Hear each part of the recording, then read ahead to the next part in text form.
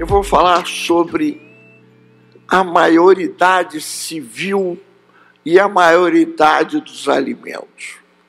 Antes de ingressar nesse mérito, é importante contar um fato histórico que eu ouvi, presenciei num congresso em 1975, em Luxemburgo, quando eu ouvia críticas ao nosso país que não tinha ainda o divórcio, e um determinado advogado, isso é importante falar para os senhores, chamava Maître Vogel. Ele acabou de fazer a exposição e gritou com os punhos assim: Je suis un avocat, je suis un combattant. Eu sou um advogado, eu sou um combatente. Porque a advocacia é um combate diário. E a melhor arma hoje que os advogados têm no Brasil, é o artigo 4º da Lei de Introdução ao Código Civil Brasileiro, editado em 1942. O que diz? Quando a lei for omissa, o juiz decidirá o caso de acordo com a analogia, os costumes e os princípios gerais de direito. O que nós vemos hoje? Quem legisla, basicamente, as matérias mais sérias é a Corte Suprema Brasileira. Agora, não, já vem há algum tempo. A igualdade de filhos perante a lei, o divórcio com a batalha, também é bonito lembrar de Nelson Carneiro, dos maiores legisladores de família que nós já tivemos, que hoje quem segue a trilha dele, Sérgio Barradas Carneiro, nosso ibedermano também. Mas, minha gente, quando eu falo disso, é que o divórcio, antes de ser promulgado em 26 de dezembro de 77, nós tínhamos no Brasil a súmula 380. O que é súmula 380? Jurisprudência, artigo 4º da Lei de Introdução ao Código Civil, costumes. Nós não temos no Brasil legislado o casamento homoafetivo em todo o mundo. Todo mundo hoje já admite, já legisla, já é pacífico. Aqui não.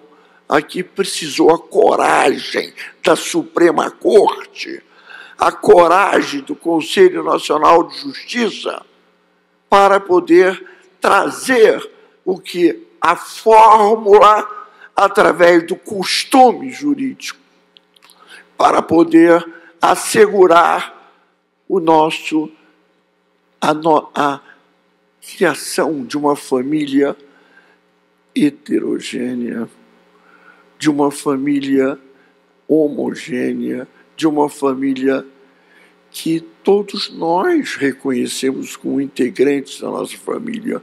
Enquanto isso, aparece um legislador, não sei se é legislador, foi eleito lá de Pernambuco, que com o nome eu memorizei porque o nome de um ex-presidente do Vasco, Eurico, e diz: não, vamos acabar com o casamento homoafetivo, retroagindo e anulando todas as decisões e todos os casamentos já feitos. Quer dizer, o Brasil é ou não é um país laico? É, mas não pode, porque se a gente dá um passo à frente, vem um legislador, pede vista e senta em cima. E assim, o nosso Estatuto das Famílias, idealizado pelo nosso IBDFAM, já teve duas tentativas de projetos arquivados por esse mesmo legislativo, que está mais preocupado em saber quem vai assumir a Caixa Econômica e preocupado com o tal ministro do esporte, um tal de Tutuca, não sei o nomezinho desse aí. Essa é a nossa realidade. Enquanto a legislação para e o direito anda, cresce, porque o direito de família ele é diariamente atualizado. É o direito mais dinâmico que nós temos. Nós não podemos aguardar a morosidade, a lentidão do nosso legislativo para conseguir fabricar, conseguir colocar leis em vigor. Isso já tem um pouco de história, como eu falei há pouco.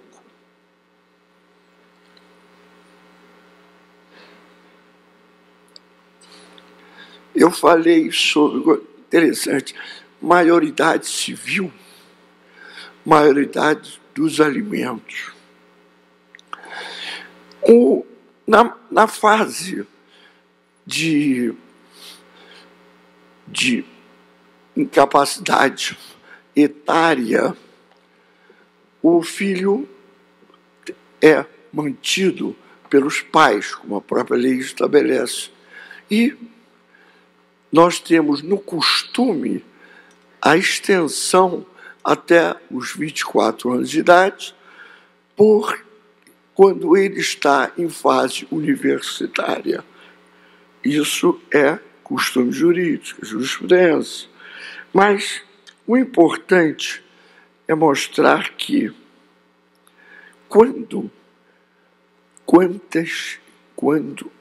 quantas ações de execução de alimentos os senhores já tiveram como advogados, e juristas e cientistas de direito de família, inúmeras. Vocês tiveram a prestação jurisdicional com apoio da legislação vigente? Deu certo?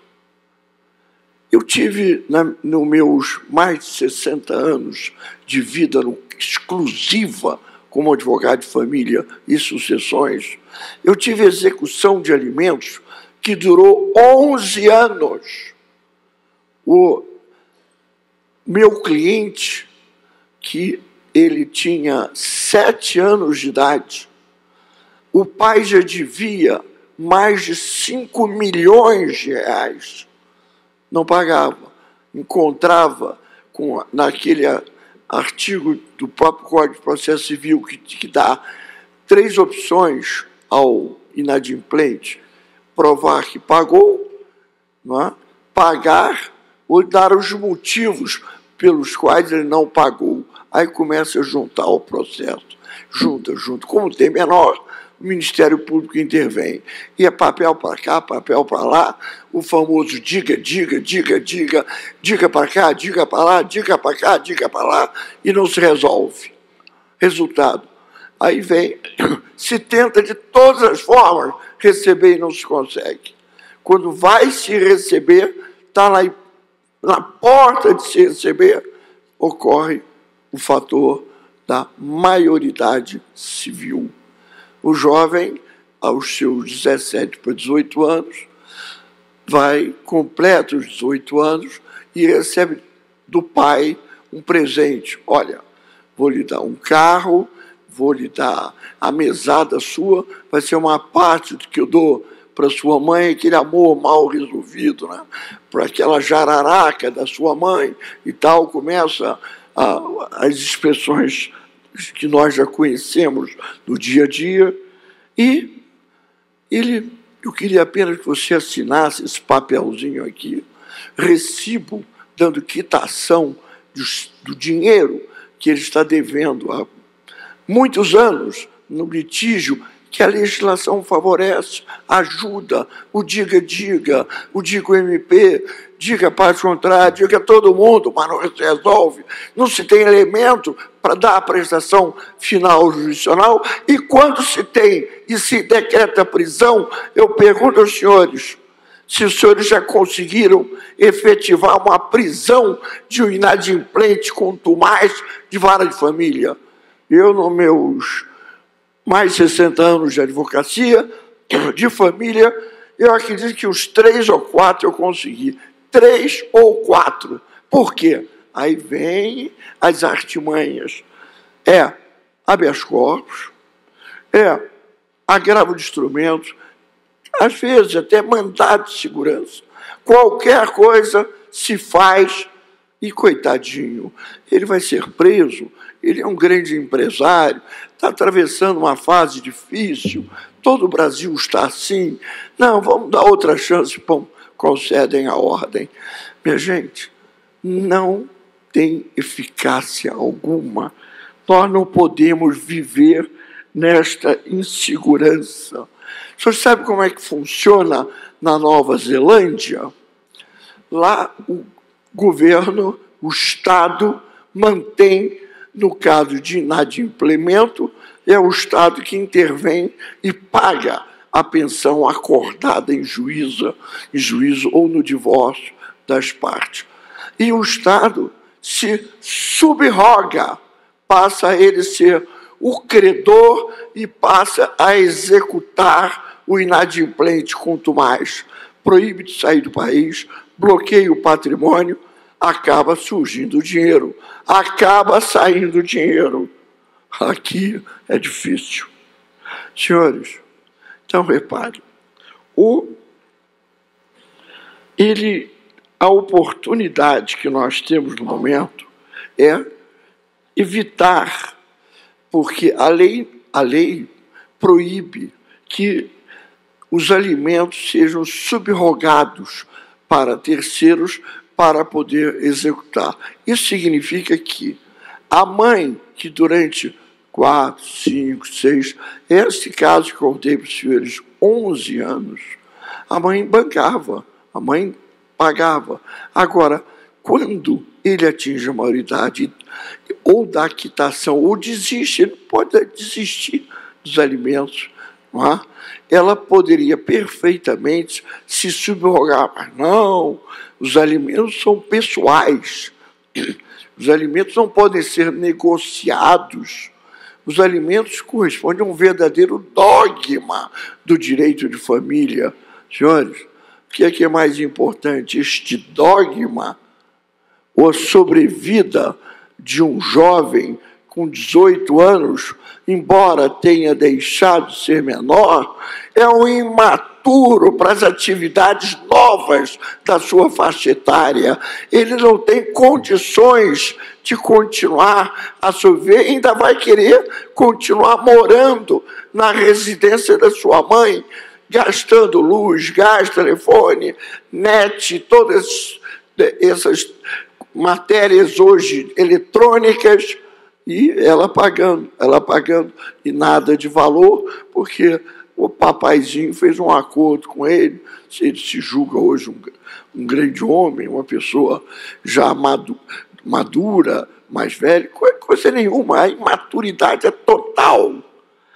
Nós temos de rever isso, porque isso se transformou num verdadeiro golpe. Você querendo manter uma situação dessa natureza, atinge os 18 anos, você está livre, vacinado da pensão de alimentos. Hoje eu procurei, mas parece que ele já saiu, mas é um grande civilista também, Mário Delgado, estava aqui conosco, e está na comissão para rever o Código Civil, que ele foi um dos redatores também, na fase antes da sua promulgação. Foi muito amigo meu, debati muito com ele sobre o Código Civil. Fui inteiramente contrário à entrada em vigor desse Código Civil, mas, felizmente, agora está em fase de remodelação. A sugestão que eu faço seria que, já que um magistrado pode julgar até os 75 anos,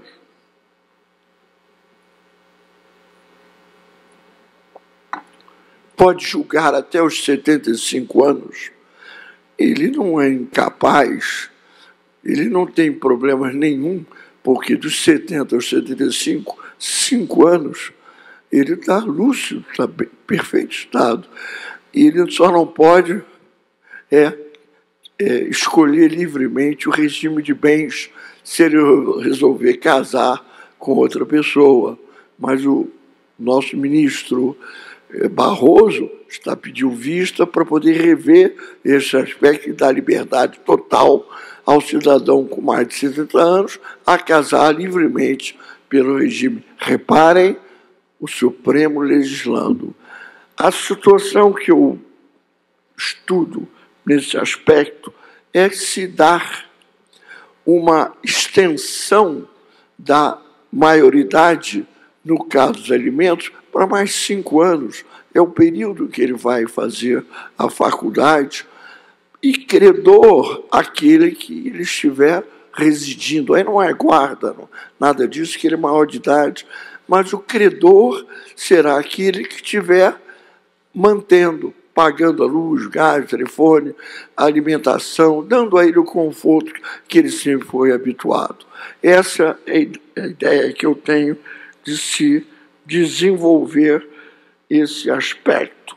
Eu li um trabalho, um livro muito bom, eu sei que está esgotado o tempo, mas vou estender um pouquinho diante do que ocorreu no início da minha palavra. Peço Vênia aí para fazer isso. O Cristiano Chaves Farias escreveu um livro muito interessante sobre a execução de alimentos. Lá peguei alguns subsídios. Nós temos de, se você para cobrar uma dívida, você pode usar, se tiver um fiador, usar o fiador. Você pode cobrar de um avalista.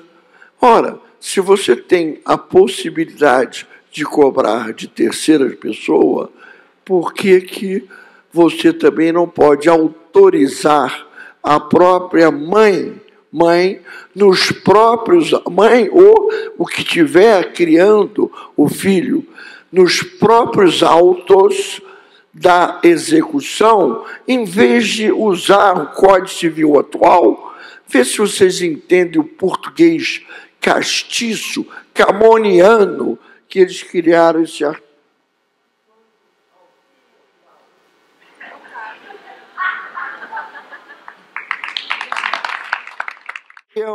Estão escutando? Leiam depois o artigo 871 do Código Civil. Quando alguém, na ausência do indivíduo obrigado a alimentos, por ele os prestar a quem se devem, poder-se-lhes a rever do devedor a importância, ainda que este não ratifique o ato.